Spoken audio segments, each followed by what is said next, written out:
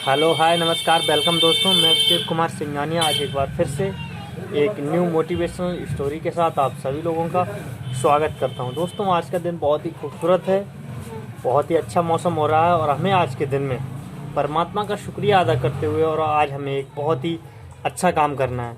दोस्तों आज की जो स्टोरी है बहुत ही शानदार है। एक गाँव में दो भाई रहते थे। दोनों भाई बहुत ही प्रेम और शांतिपूर्वक रहते थे। छोटा भाई जो था वो अपने बड़े भाई की बहुत ही बात मानता था और उनका बहुत ही सम्मान करता था।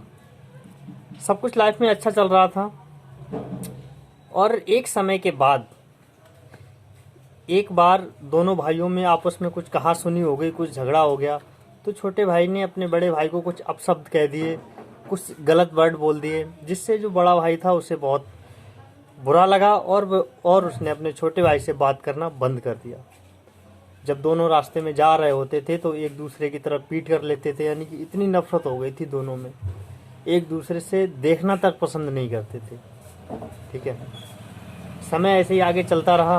कुछ समय के बाद छोटे भाई की बेटी की शादी थी, तो उसने कहा कि अब हम शादी में सबको इनवाइट करेंगे और जो भी गिले शिकवे हैं हम उन सबको भूल जाएंगे। तो छोटा भाई जो था वो बड़े भाई के पास गया, उसके पैरों में गिर गया कि भैया मुझे माफ़ कर दीजिए, घर चलिए, हमारी बेटी की शादी है। तो बड़े भाई ने कहा कि कुछ समय पहले आपने हमसे कुछ गलत शब्द बोले थे जिन्होंने मुझे बहुत दुख पहुंचाया है, इसकी वजह से हम तुम्हारी बेटी की शादी में नहीं आएंगे। ठीक है, छोटा भाई निराश होकर वहाँ से वापस अपने घर आ गया। ठीक है, और वो सोचने लगा कि कैसे मैं अपने बड़े भाई को अपने बेटी की शादी में बुलाऊं। किसी ने बताया कि उसका जो बड़ा भाई है वो सत्संग में जाता है और वो स्वामी जी की अगर कह देंगे तो आपके बड़े भाई आ सकते हैं। उसने वही किया, वो स्वामी जी के पास गया, उसने सारी घटना स्वामी जी को बताई। तो स्वामी जी ने कहा कि आप घर जाइए, आपका बड़ा भाई आपकी बेटी की शादी में ज़रूर आएगा। दूसरे दिन बड़ा भाई सत्संग में गया तो गुरुजी बोले कि बेटे तुम्हारे घर में तो शादी है, तो तुम क्या क्या काम संभाल रहे हो, क्या क्या काम देख रहे हो। तो उसने बोला शादी है, क्या क्या काम संभाल रहे हो, क्या कर रहे हो। मैं तो उस शादी में जा भी नहीं रहा हूँ, क्योंकि आज से कुछ समय पहले मेरे छोटे भाई ने मुझसे कुछ गलत वर्ड बोले थे, कुछ अपशब्द बोले थे, जिसकी वजह से मैं शादी में नहीं जा रहा। तो गुरुजी बोले कि आप ये बताइए कि पिछले सोमवार को मैंने आपको कौन सी बात बताई थी। तो बोला गुरुजी पिछले हफ्ते आपने जो मुझे बात बताई थी बहुत ही अच्छी, एक सकारात्मक बात बताई थी जो मुझे याद नहीं आ रही, आप मुझे दोबारा से बताइए। तो बोले हाँ, मैंने पिछले हफ्ते जो तुम्हें बात बताई वो एक सकारात्मक बात बताई थी जो तुम्हारे जीवन में बहुत ही उपयोग होने वाली चीज़ थी, लेकिन तुम उस सकारात्मक चीज़ को तो भूल गए।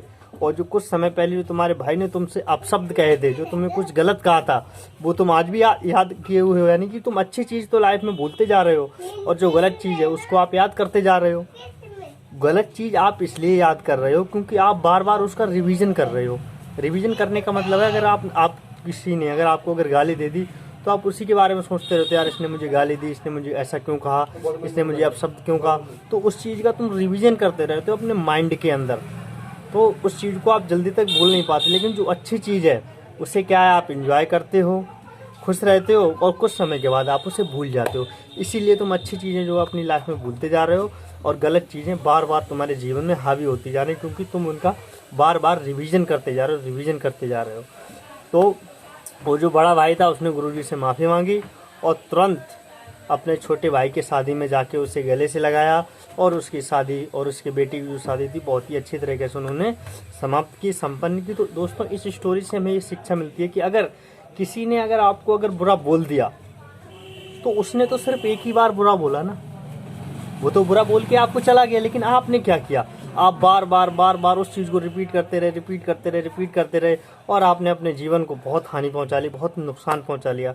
तो जो बोल रहा है उसे बोलने दीजिए, वो तो सिर्फ एक बार बोल के चला जाएगा, लेकिन हमें उस बात को सकारात्मक तरीके से लेना है। यानी कि मेरे तो ज़िंदगी का यही फंडा है कि अगर कोई गलत बोल जाए या कोई गाली दे तो मैं ये समझता हूँ कि वो मुझे आशीर्वाद दे रहा है। और एक एग्जाम्पल के थ्रू मैं आपको समझाना चाहूँगा।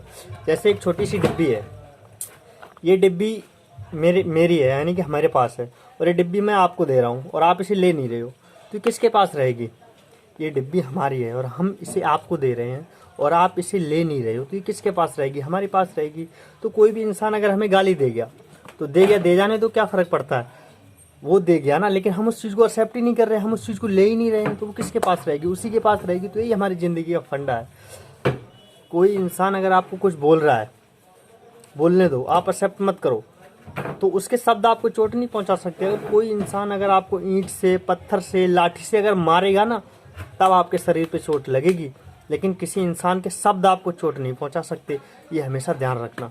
तो आज की स्टोरी से हमें बहुत कुछ सीखने को मिला। हमें यही सीखना, अगर कोई कुछ बोल जाता है, बोल जाने दो, हम उसे हंस के टाल देंगे और हम सकारात्मक दृष्टि के साथ हम आगे बढ़ेंगे और जीवन में अपना काम करेंगे। तो आज के लिए बस इतना ही। Thank you very much and wish you all be the best. Thank you very much. Have a nice day दोस्तों।